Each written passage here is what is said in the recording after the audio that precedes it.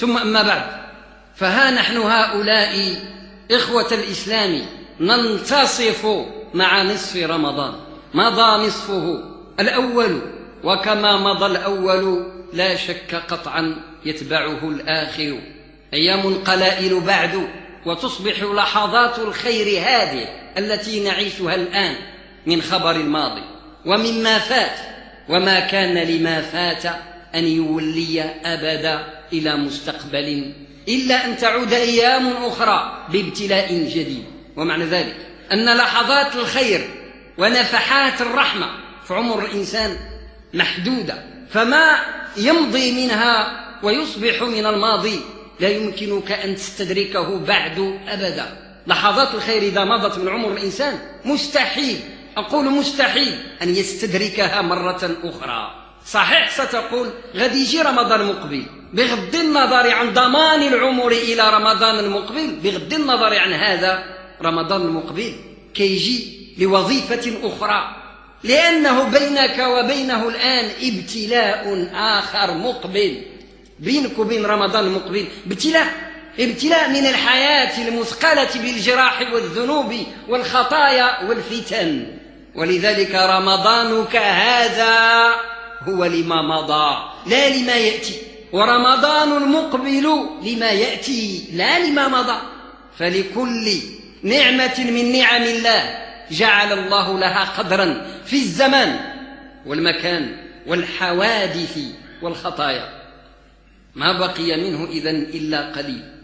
والمؤمن بما مضى من هذه الأيام 15 لهذه الأيام المنتصفة أو الناصفة للشهر كافية لأن يعرف كل إنسان منا أكان لهذا الشهر آثار على قلبه أم لا.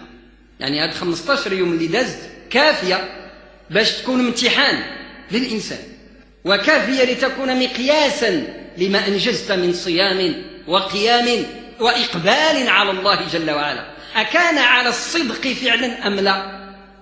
هل دخلت في قوله عليه الصلاة والسلام الذي كررناه مرارا وتكرارا: من صام رمضان إيمانا واحتسابا غفر له ما تقدم من ذنبه؟ باش تعرف هل فعلا صمت إيمانا واحتسابا أم لا. الدليل على ذلك قلبك الذي بين جنبيك وهو يحدثك. أثر الروح والريحان على القلب، ووجدت فعلا أنك لا تزداد إلا شوقا إلى الله جل وعلا وإلى عبادته، وشوقا إلى الترقي بمنازل الإيمان ومدارج القرآن. ووجدت القلب تنفتح آذانه وبصائره أكثر وأكثر لما يتنزل عليه من القرآن الكريم تنزلا، إذ تتنزل الآيات في التلاوة وفي القيام والتراويح وما شابه ذلك على القلب بالرحمة والسكينة. إن وجدت هذا فمعنى ذلك أنك على الطريق، وأنك قد استفدت ذوقا من معنى الإيمان والاحتساب في الصيام والقيام. وإن وجدت أن الجناح مثقل وأنك تخطو إلى هذا الأمر خطوة الكسول المثقل، تجد رغبة عنه لا فيه، يعني ما كتوجدش اللذة ديالك في العبادة، وإذا فاتك منها شيء شعرت بنوع من الأسى والأسف، بل تشعر بنوع من الفرح ونوع من الاستغناء عن الله جل وعلا. فمعنى ذلك أن الصيام والقيام لم يقع من قلبك ذلك الموقع الذي ذكره رسول الله صلى الله عليه وسلم من الحديث المذكور. المراجعة إذن تقتضي من العبد أن يراجع قلبه ما باله، لأن المشكلة ها هنالك. القلب هو الأرض، الأرض التي يحرسها القرآن وتسقى بماء الإيمان والوحي. فربما هذه الأرض ما عندهاش قابلية للحرث، صلبة، حجر، خبيثة. والبلد الطيب يخرج نباته بإذن ربه، والذي خبث لا يخرج إلا نكدا. ونروي هنا حديث أبي موسى الأشعري رضي الله عنه يرفعه إلى رسول الله صلى الله عليه وسلم كما أخرجه البخاري ومسلم كلاهما. قال سيدنا وحبيبنا رسول الله صلى الله عليه وعلى آله وصحبه وسلم تسليما: مثل ما بعثني الله به من الهدى والعلم كمثل الغيث الكثير أصاب أرضا فكان منها طائفة طيبة قبلت الماء فأنبتت الكلأ والعشب الكثير. سيدنا محمد عليه الصلاة والسلام يشبه الوحي والقرآن الذي يتنزل على القلوب، يشبهه بالغيث الكثير، حال مطر الرحمة الكثير، الغيث الكثير يصيب الله به الأرض والأراضي المختلفة، وذلك كناية عن قلوب العباد وأنواعها. فهذه الأرض منها طائفة، واحد النوع ديال القلوب قبلت الماء، يعني النقطة ديال الماء والقطرة ديال الغيث التي تسقط تتشربها التربة عندها قابلية لامتصاص الماء. ثم فيها خصوبة، قال طائفة طيبة عندها خصوبة أي قابلية للخير.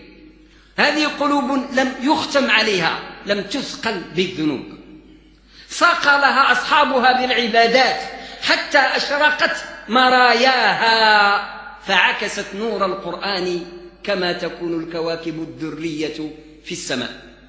منها طائفة طيبة قبلت الماء فأنبتت الكلأ والعشب الكثير.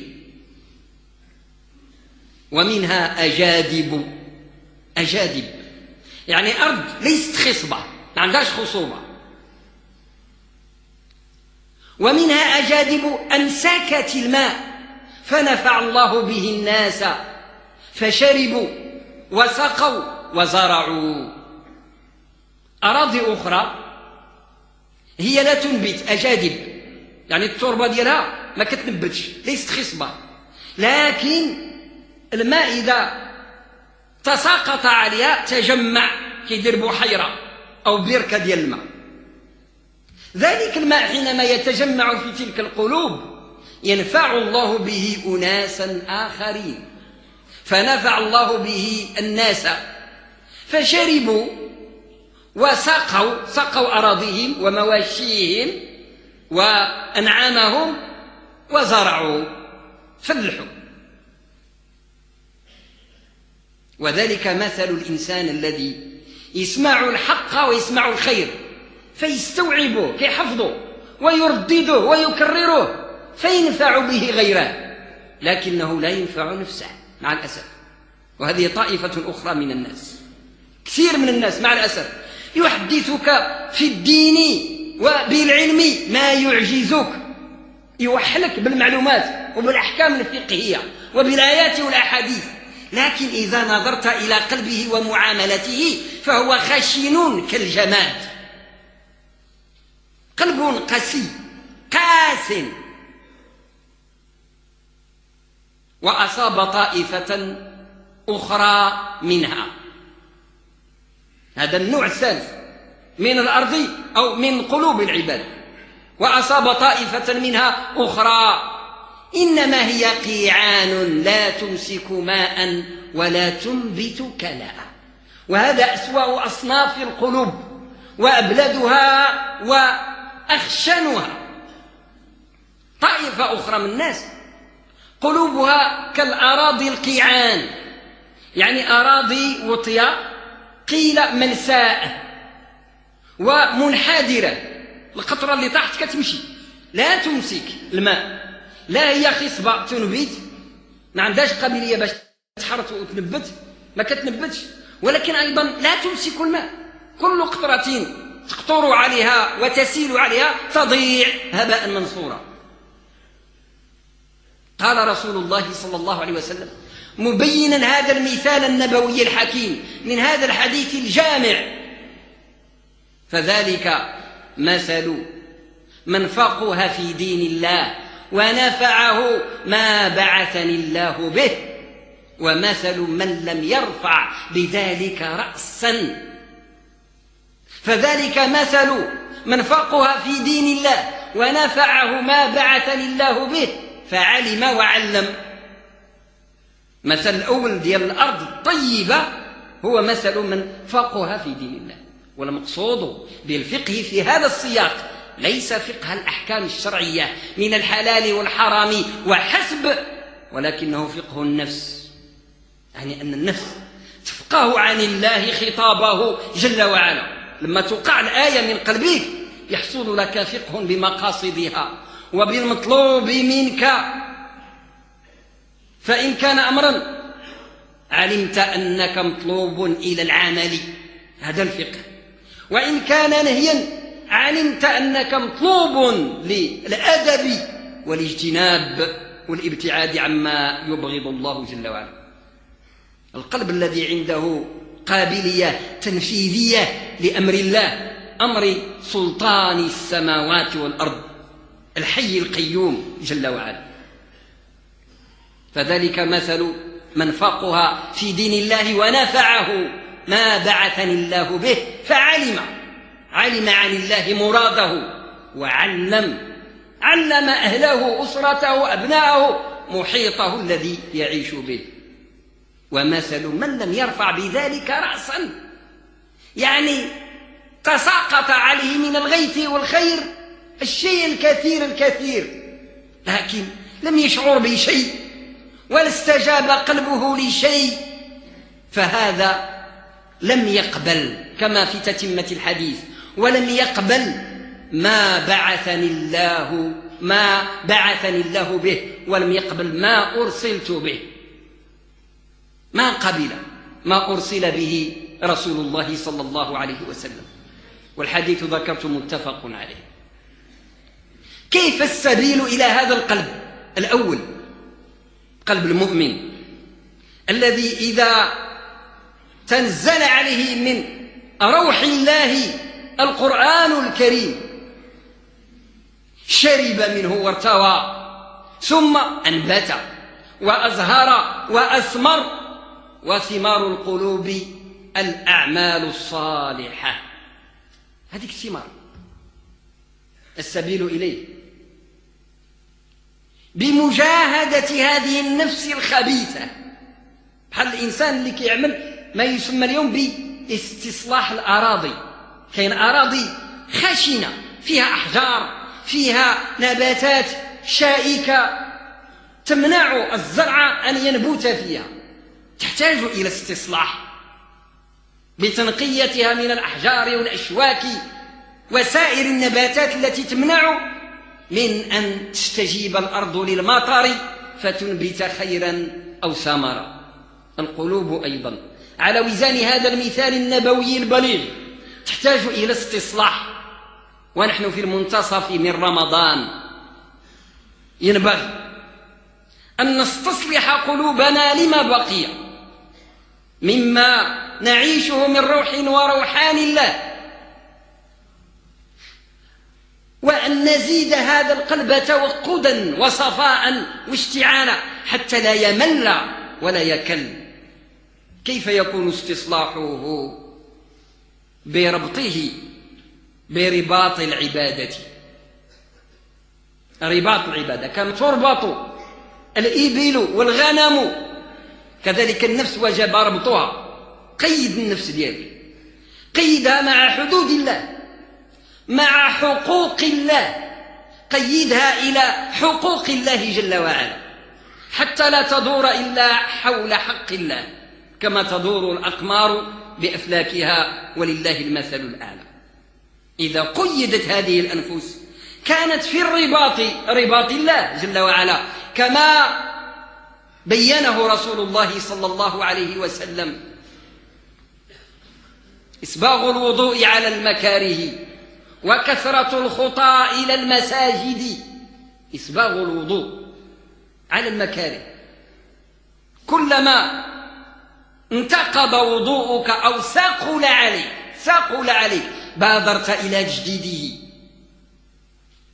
مهما كانت الظروف.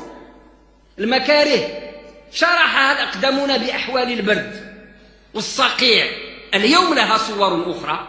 الوظائف، الألبسة المعاصرة، يكون الإنسان في وظيفة دياله، في العمل دياله، يصعب عليه أن يتوضأ. لا، هذه مكراهة من المكاره، يجب أن تسبغ الوضوء على المكاره، ولهذا الزمان مكاره أخرى. وكثرة الخطى إلى المساجد وانتظار الصلاة إلى الصلاة. قال رسول الله صلى الله عليه وسلم متمما: فذلكم الرباط. والحديث عند مسلم وفي موطأ الإمام مالك وعند غيرهما كثير. ربط النفس إلى أوتاد الله، وإن أبت وخا يعني كتشوف بأن هذه الأمور ثقيلة عليك، فاربطها إليها، فإنك بعد أيام تجد لذتك فيها. حينما تتريض النفس وتروض على طاعة الله تستجيب طائعة، كما قالت السماوات والأرض قالتا أتينا طائعين. حينما تجد هذا من نفسك اعلم أن القرآن آنئذ إذا نزل بقلبك أنبت وأيناع وأثمر. وقد كان رسول الله صلى الله عليه وسلم يكثر من أعمال البر في رمضان، كما كان أصحابه في عهده وبعد عهده، وكذلك العلماء والصالحون عبر التاريخ إلى يوم الناس هذا.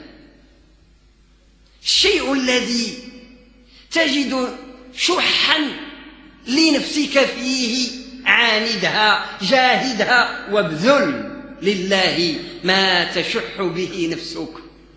كل واحد راه عنده شح في واحد الجانب معين، إما أن يشح بالمال، كيكون بنادم بخيل بالمال، يقتر على نفسه وعلى أهله والآخرين، لكن كيكون عنده إقبال في القيام والتلاوة والأذكار. وقد يكون شخص العكس، له قدرة على الإنفاق في الخير وفي وجوه البر، لكنه كسول في عبادته، بعيد عن كتاب ربه، لا يقبل على القرآن إلا قليلا. وهلم جرا في كل أعمال البر لا بد وأن تجد لك شحا في جهة ما. ذلك الشح الذي تجده في قلبك هو الذي ينبغي أن تبادر إلى علاجه وإلى معاكسة النفس فيه. هذاك الشيء اللي ما بغاتوش النفس لزموا عليه. إن لم تكن من المنفقين فرغم وأرغم نفسك وقلبك على الإنفاق ولو درهم، لتدريب النفس وتذليل النفس حتى يحيا القلب، لأنما الذكرى من كتاب الله تقع على القلب الحي لا على القلب الميت. إن في ذلك لذكرى لمن كان له قلب أو ألقى السمع وهو شهيد، لتنذر من كان حيا ويحق القول على الكافرين. إحياء الموات من القلوب يكون بتطهيرها مما علق بها من حب الدنيا، بتطهيرها مما علق بها من الميل للآثام والشهوات المحرمة، تهذيبا وتشذيبا. هل الشكل ديال البستاني الجردني، الشكل ديال البستاني حينما يدخل الحديقة فيهذب ويشذب، كيشوف واحد الغصن ولا واحد الفرع ديال شجرة أو نبات خرج من المسار ديالو وعلى الانتظام ديالو، فمنع المارة أو منع تناسق الحديقة وجمالها، فيقطعه بالمقراض. القلوب تحتاج إلى مقاريض لقطع ما شذ من شهواتها ومن نزغاتها حتى تستجيب لله. يكون ذلك بمعاكستها إلى أعمال الخير والبر التي تكره، والنفس لها حيل. كيمكن أنت عندك واحد القابلية لواحد العمل ديال الخير، مثلا لنفرض أنه قيام الليل، فتجذبك نفسك إليه جذبا شيء حسن، ولكن قد يكون ضربا من الاستدراج، يعني حيلة سنستدرجهم من حيث لا يعلمون، ضربا من الاستدراج حتى لا تلتفت إلى عمل أهم. وقد يرضى إبليس من الإنسان الصالح بالعمل الحسن بدل الأحسن، يرضى منه بالعمل الحسن بدل الأحسن.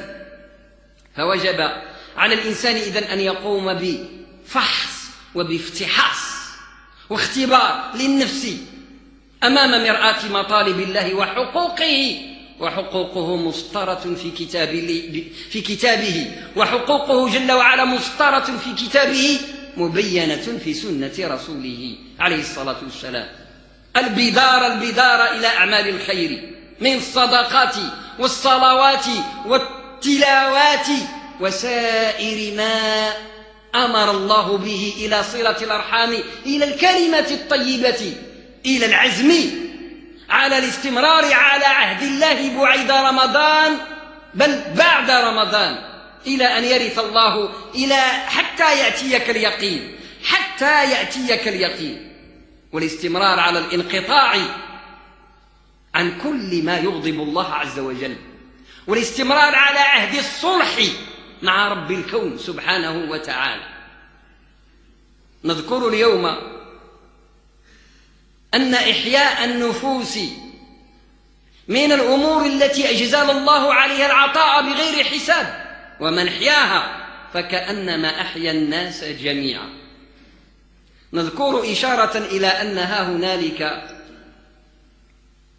عمل خير يبتدئ من هذه الليلة للتبرع بالدم لفائدة مستشفيات المدينة، وفي ذلك ما فيه من الخير ما الله به عليم، لأنك تتصدق بشيء لا ثمن له إطلاقا، من المهجة من الحياة على شخص في حاجة إليه أشد ما تكون الحاجة.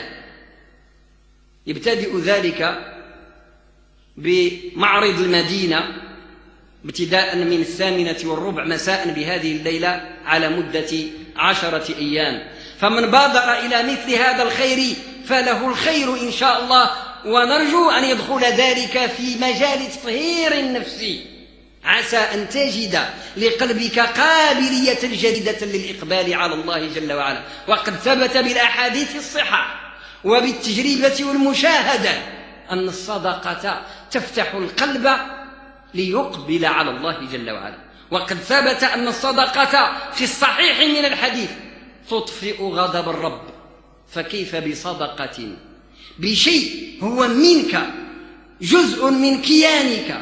وفقني الله وإياكم إلى الخيرات والصلوات والصلاح والفلاح، وجعلنا من الشاكرين من التوابين من المتطهرين برحمتك يا أرحم الراحمين يا رب العالمين. اللهم طهر قلوبنا واغفر ذنوبنا وحصن فروجنا وأعنا برحمتك على غض أبصارنا. اللهم أعطنا الخيرات والبركات من لدنك، فلا خيرات ولا بركات إلا ما أنزلت وإلا ما باركت وإلا ما أعطيت.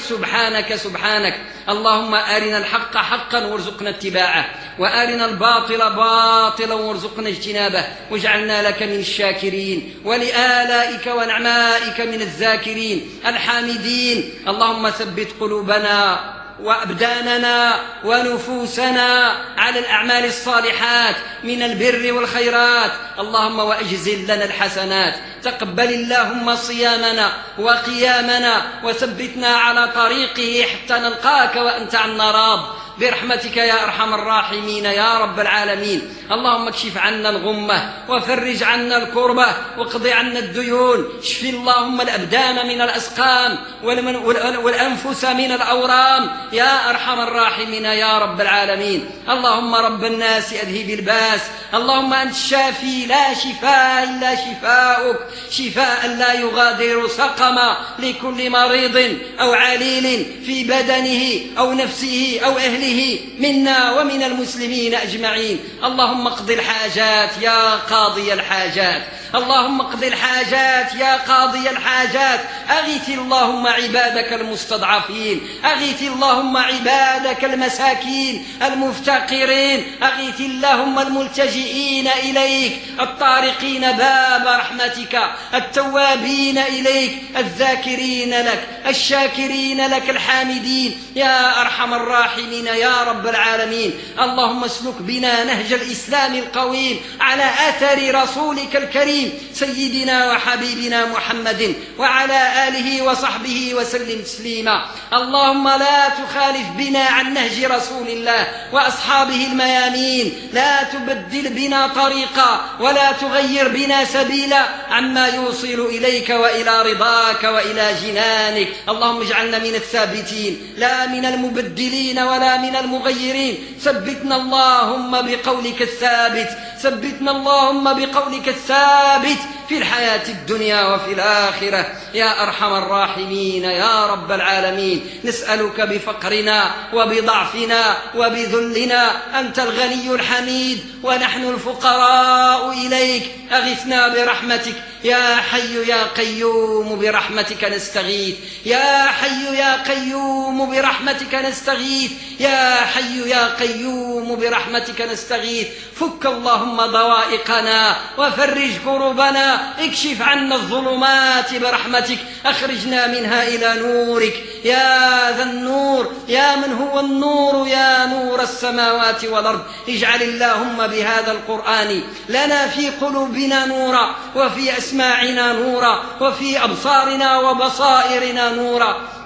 واجعل اللهم من فوقنا نورا ومن تحتنا نورا وعن أيماننا وشمائلنا نورا، وأعطنا نورا واجعل لنا نورا. سبحانك سبحانك، نعوذ بك من الضلالة، نعوذ بك من المتاهة، نعوذ بك من الفتن، فتن هذا الزمان وكل الفتن ما ظهر منها وما بطن. اللهم أوصلنا إليك سالمين غانمين معافين من كل بلايا، من كل البلايا ومن كل الخطايا. طهرنا بالرحمة ونجنا من البلاء. العفو العفو يا عفو، المغفرة المغفرة يا غفور، التوبة التوبة يا تواب. طهرنا برحمتك، نعوذ بك من البلاء، نعوذ بك من الشقاء، نعوذ بك من الضراء. نسألك الخيرات والبركات والحسنات. يسر اللهم سيرنا إليك، يسر اللهم عبادتنا لك، وفقنا ثبتنا طهرنا أنرنا ونورنا يا أكرم مسؤول ويا خير مامول. نسألك بأنوارك أنوار الأسماء الحسنى كلها، نسألك باسمك الأعظم الذي إذا دعيت به أجبت وإذا سئلت به أعطيت. نسألك بكل اسم هو لك سميت به نفسك، علمته أحدا من خلقك وأنزلته في كتابك أو استأثرت به في علم الغيب عندك. نسألك الحمى ونسألك الجوار، نعوذ بك أن تكلنا إلى أنفسنا طرفة عين أو أقل من ذلك. احمنا بحماك وأجرنا بجوارك يا من لا يضام جاره ولا يظلم من أعزه. أعزنا بدينك القويم، أعزنا بعبادتك. اجعلنا لك عبيدا عبادا مخلصين، اجعلنا لك عبادا مخلصين. أخلصنا إليك، وفقنا إلى الإخلاص، واجعلنا لك عبادا مخلصين مخلصين برحمتك يا أرحم الراحمين يا رب العالمين. اللهم اجعلنا من الصائمين، اللهم اجعلنا من الصائمين حق الصائمين، اللهم اجعلنا من الصائمين حق الصائمين. نسألك أن تجعلنا من الذين سلكوا سبيل الخيرات، ونعوذ بك أن نكون من أهل الشر والضلالات. اللهم وانصر ملك البلاد أمير المؤمنين محمدا السادس، انصره اللهم نصرا تعز به الإسلام وترفع به راية المسلمين وتمكن به لهذا الدين القويم. وبارك اللهم له في ولي عهده مولاي الحسن، وتب علينا إنك أنت التواب. وصل اللهم وسلم وبارك على سيدنا وحبيبنا محمد وعلى آله وصحبه وسلم تسليما، وآخر دعوانا أن الحمد لله رب العالمين.